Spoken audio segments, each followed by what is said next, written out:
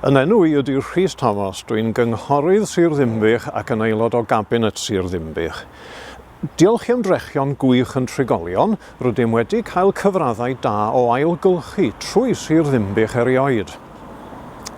Roeddem yn arfer bod yn un o'r goreuon yng Nghymru gyda cyfradd ailgylchu cyson o tua 64%. Ond yn ddiweddar, da ni wedi gostwng ymhellach. Rydyn ni'n agosach at waelod yr rhestr. Mae Llywodraeth Cymru wedi gosod targedau ailgylchu newydd.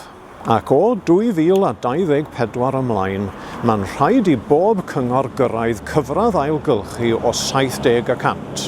Mwyn cyrraedd y targed newydd hwn, mae angen I ni newid beth rydym yn ei wneud.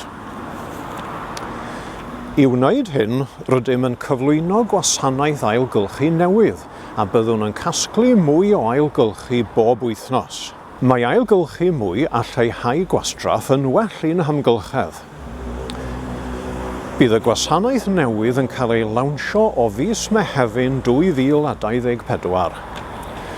O'r dyddiad hwnnw, bydd angen I drigolion wahanu eu ailgylchu I mewn I gynwysyddion gwahanol.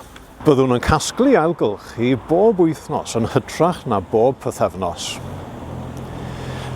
Bydd gwastraff na ellir ei ailgylchu yn cael ei gasglu pob 4 wythnos, ond bydd llai o wastraff yn y biniau hynny, felly ni fydd angen ei casglu mor aml.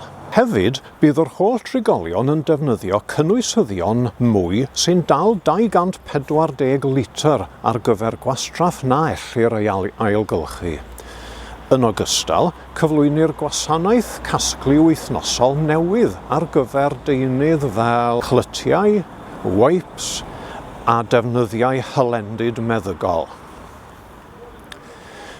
Mae hwn yn wasanaeth y bydd angen cofrestru amdano ac mae manylion am sut I wneud hyn ar ein gwefan. Mae rhai pethau'n aros o'r un fath. Bydd y gwastraff bwyd yn parhau I gael ei gasglu bob wythnos.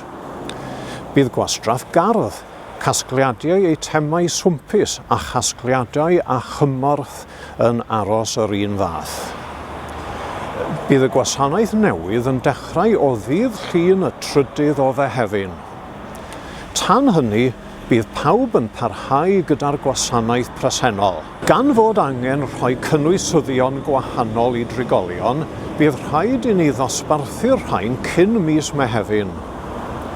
Bydd y broses hon yn dechrau diwedd mis Chwefror. Pan fydd pobl yn derbyn eu cynwysyddion newydd, byddant hefyd yn derbyn pecyn yn esbonio sut i'w defnyddio. Efallai y bydd newidiadau I ddyddiadau casglu hefyd, a byddwn yn rhoi gwybod I bobl am hyn yn mis Mai.